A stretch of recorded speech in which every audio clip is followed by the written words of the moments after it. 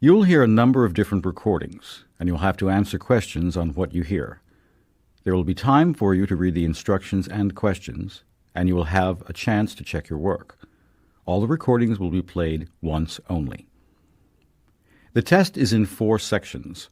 Write all your answers in the listening question booklet. At the end of the test, you will be given 10 minutes to transfer your answers to an answer sheet. Now turn to Section 1 on page 169.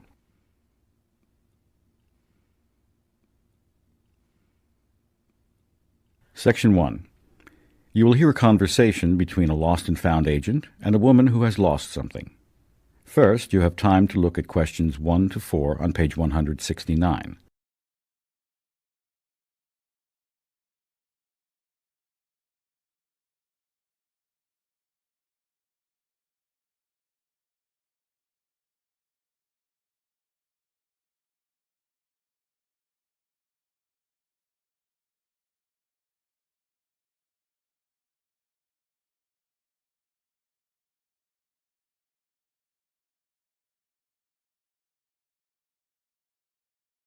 You will see that there is an example which has been done for you.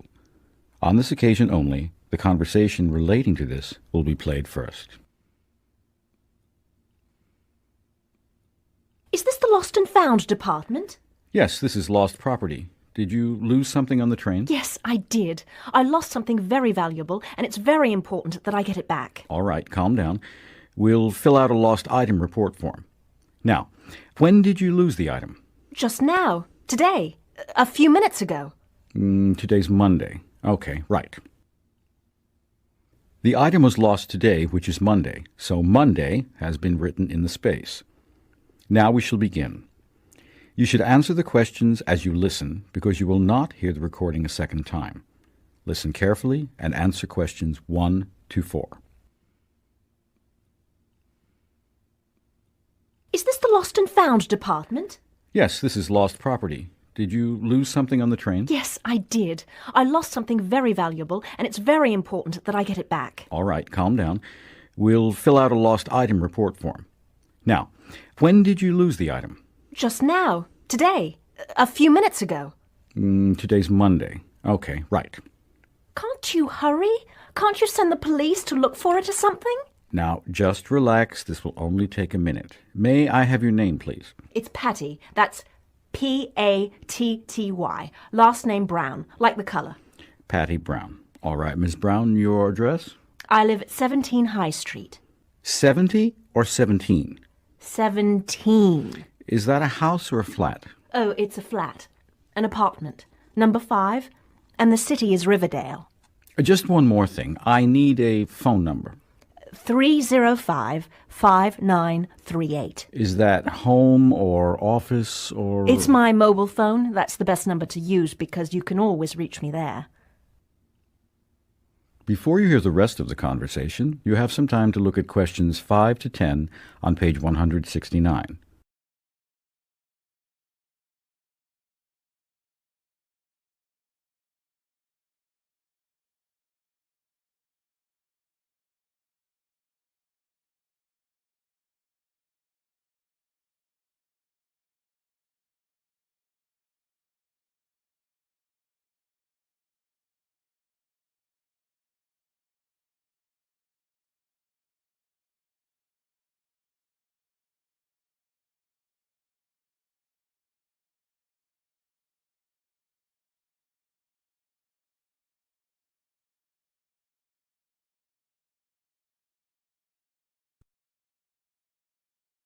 Now listen and answer questions 5 to 10. Okay, I'll need a description of the lost item. What exactly did you lose? I lost my reading glasses, but you know I bought them in Italy. They're Italian designer glasses and very expensive. I see. And can you describe them? Are they square or round or... They're round. And they have a chain attached. You know, those chains on glasses so you can hang them around your neck. Where were you when you last had them? I was sitting on the train reading. I had a window seat. The train was just about to enter the station. I heard the door at the other end of the car open, so I looked up from the article I was reading to see what the noise was. So you had your glasses on then because you were reading? Yes, that's right. It was a fascinating article in that new magazine. You know the one. I can't remember the name now, but anyhow. Which train were you on? Oh, dear. I don't remember the number, but it was the train from Riverdale. I've come here to visit my aunt. I've taken a whole week off of work to make this trip.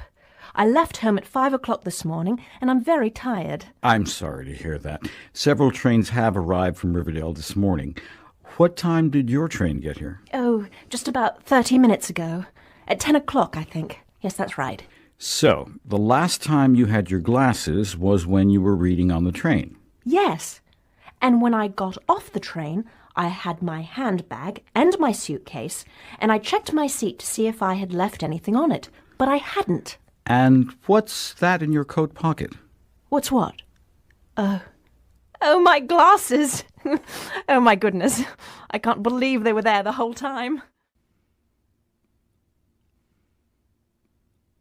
That is the end of Section 1. You now have half a minute to check your answers.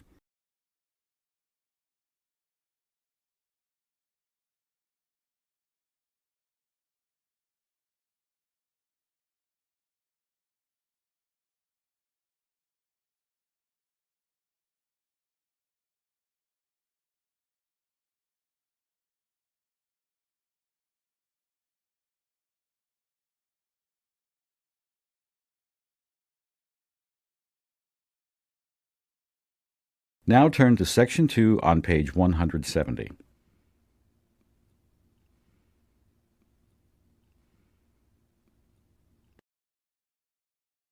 Section 2. You will hear a recording of a talk about student housing. First, you have some time to look at questions 11 to 14 on page 170.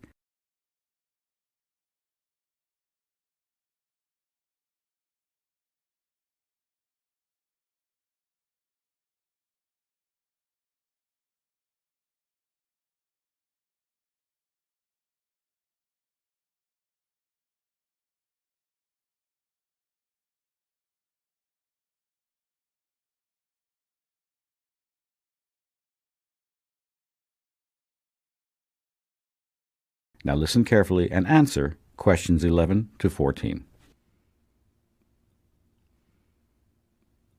Good morning. Welcome to Day 2 of Student Orientation Week. The subject of the first talk today will be off-campus housing. This is of interest to those of you who don't want to live in student housing and are not familiar with our city. I'll give you some tips about where to look for housing and how to go about it. Okay, first let's talk about where to look for an apartment. There are some places that I don't recommend. The obvious place to look, you might think, would be in the neighborhood of the university.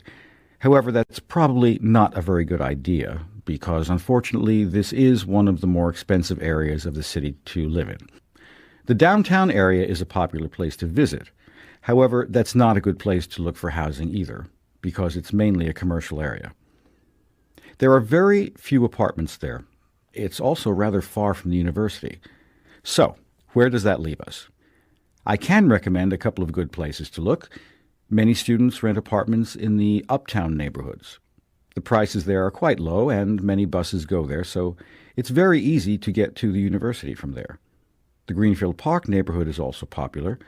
It's closer to the university, but not many buses run in that direction, so you'll need a car if you choose to live there.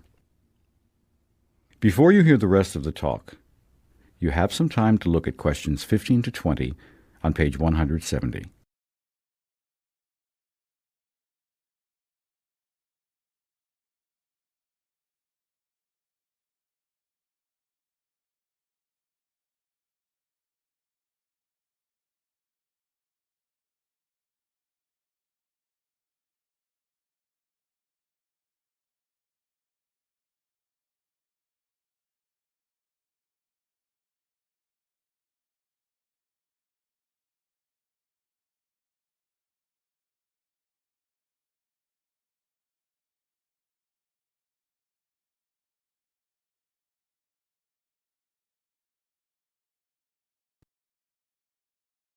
Now listen and answer the questions 15 to 20.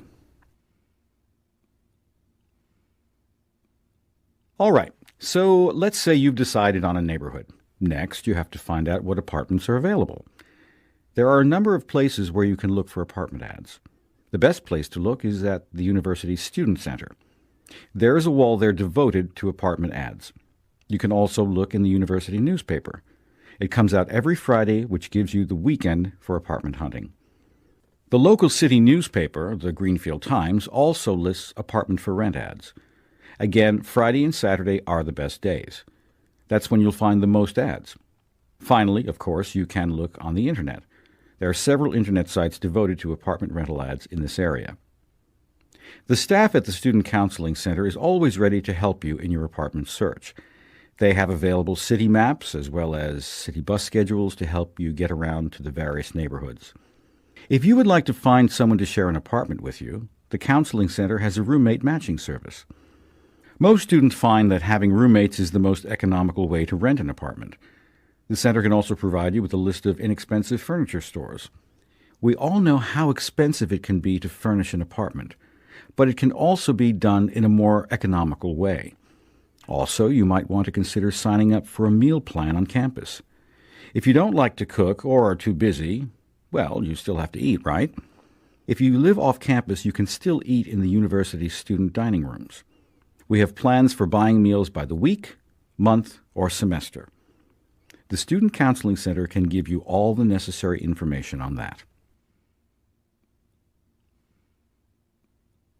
That is the end of Section 2. You now have half a minute to check your answers.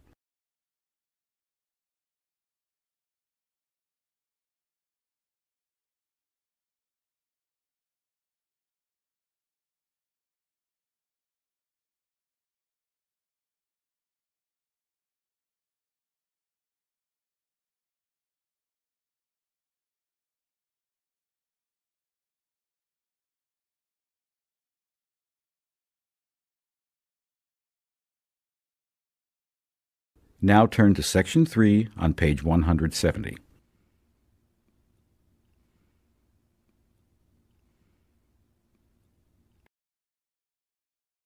Section 3. You will hear two students talking about their assignment. First, you will have some time to look at questions 21 to 25 on page 170.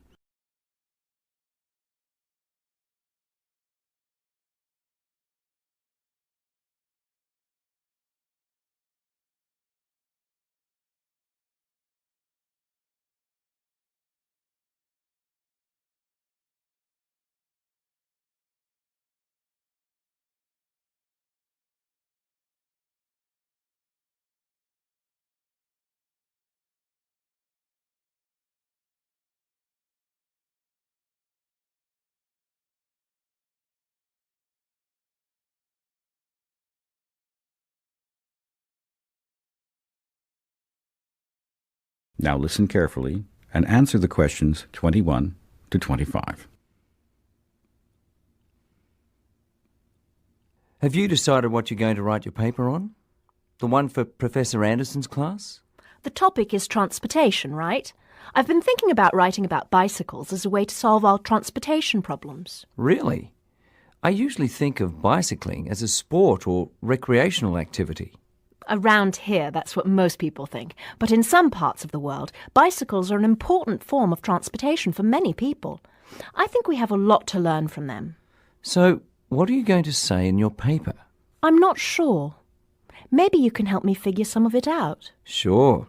Okay, well, I'd say if you want to persuade people to use bicycles more often, you have to start by thinking about the advantages and disadvantages. You're right. Let's see. Well, I think the advantages are obvious. First, bicycling is good for your health. Yes, that's true. And another thing is that bicycles are a lot cheaper to use than cars. Or any other form of transportation when you think about it. You don't have to pay a fare every time you ride your bike, like you do when you take the bus or the train. Okay. Another one is that bicycles don't cause pollution like cars and buses do. Yeah, that's a really important one. Bicycles are a clean form of transportation. Okay. So, what about the other side? What are some disadvantages? Some reasons why people might not want to use bicycles? One thing I thought of is weather. Who wants to ride a bike in the rain? Or if you live where the weather is cold all winter, it would be hard to use a bicycle regularly. So bad weather would be a problem. Bad health would be too. Some people just aren't strong enough to ride bikes very much. You have to be in good shape. Yes, especially if you live far from your job or wherever you have to go. So that would be another problem. Distance. It's difficult to ride your bike if your trip is a long distance. Before you hear the rest of the conversation, you have some time to look at questions 26 to 30 on page 171.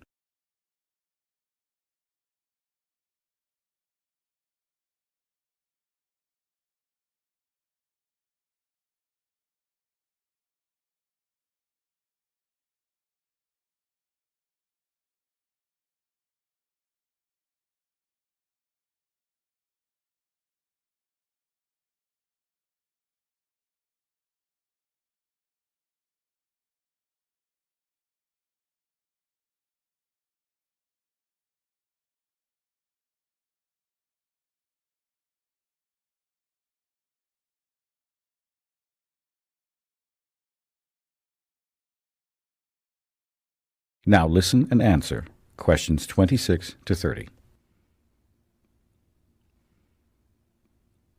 Okay, so using a bike might not work for everyone, but for a lot of people it would. How can people be encouraged to use bikes for transportation? I think there's a lot cities can do. I think the biggest thing is making bicycle lanes on roads. It's really dangerous riding a bike where there's a lot of traffic, so special lanes just for bicycles would make things a lot safer. That's a great idea. Yeah, they already do that in some cities. And another thing is to make safe places for people to leave their bikes. I mean, like at subway stations. A lot of people ride to the subway station and then take the subway to work. They need a safe place to lock up their bikes all day so they don't get stolen. That seems important. Yes. And another thing I've read about is maps. Some cities provide bicycling maps that show all the good routes. They show people how easy it is to get around by bike. Okay, but what about equipment? Don't you need a lot of special stuff to ride a bicycle? I don't think so. For safety, you should wear a helmet. And at night, you should have lights or wear reflective tape so cars can see you. For comfort, you need light clothes and waterproof clothes when it rains. But that's all I can think of. Really, it's easy and inexpensive to get started riding a bike. I think you'll write a great paper. You've already persuaded me to get a bike. That is the end of section 3. You now have half a minute to check your answers.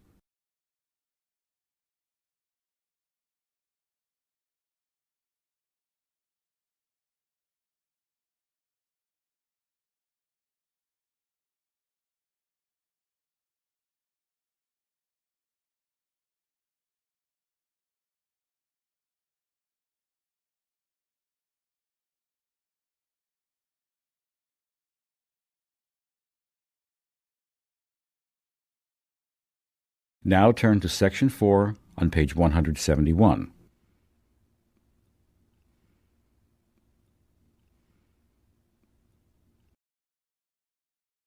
Section 4. You will hear a professor explaining an assignment to the class. First, you have some time to look at the questions 31 to 40 on page 171.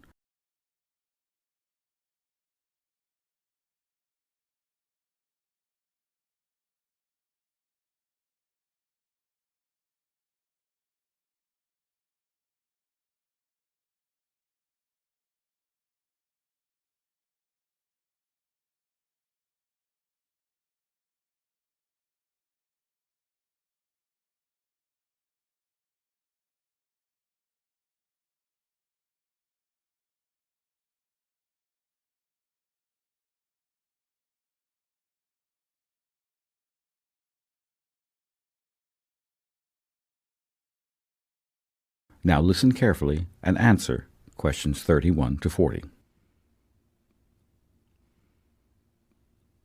Good afternoon, everyone. Today, we'll talk about the most important assignment you'll do in this class, which is write a research paper. I'll start by going over the process step by step so you'll know exactly what I expect of you. All right, let's begin at the beginning. The first step is to choose a topic. I have a list of suggested topics related to the content of this class, and I'd like you to look over it to find a topic that interests you. Then, since they are somewhat general, I'd like you to narrow your topic choice down to something more specific. You'll need to get my final approval on your topic before you begin your research.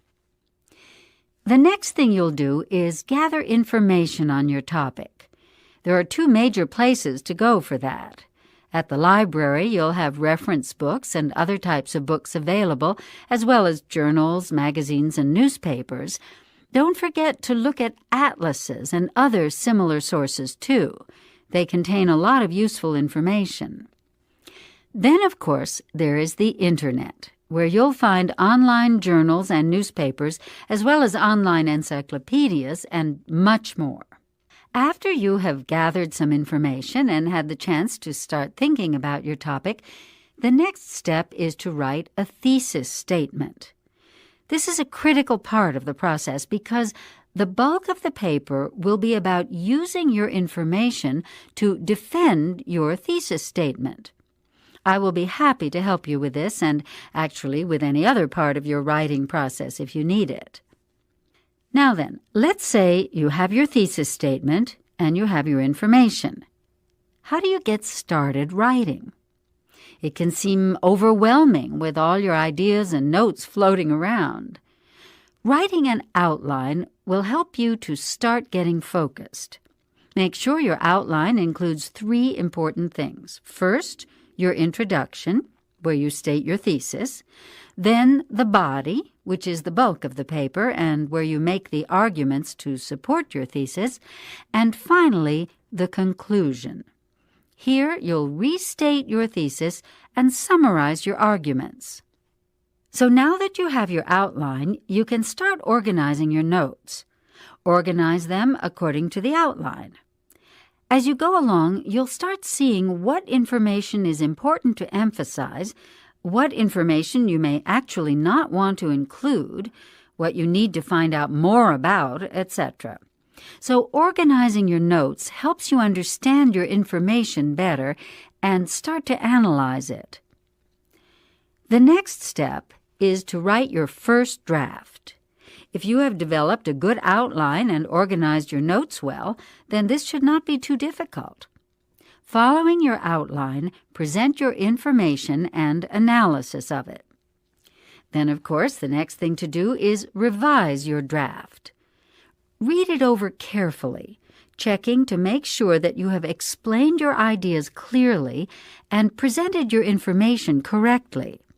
You may want to reorganize some of your information at this point, too. Finally, you'll type your final draft on the computer. Make sure that you check it for punctuation and spelling errors before you hand it in. Okay, that's a general outline of how to go about writing a research paper. Now let's talk about the proper format for footnotes and bibliographic entries. That is the end of Section 4. You now have half a minute to check your answers.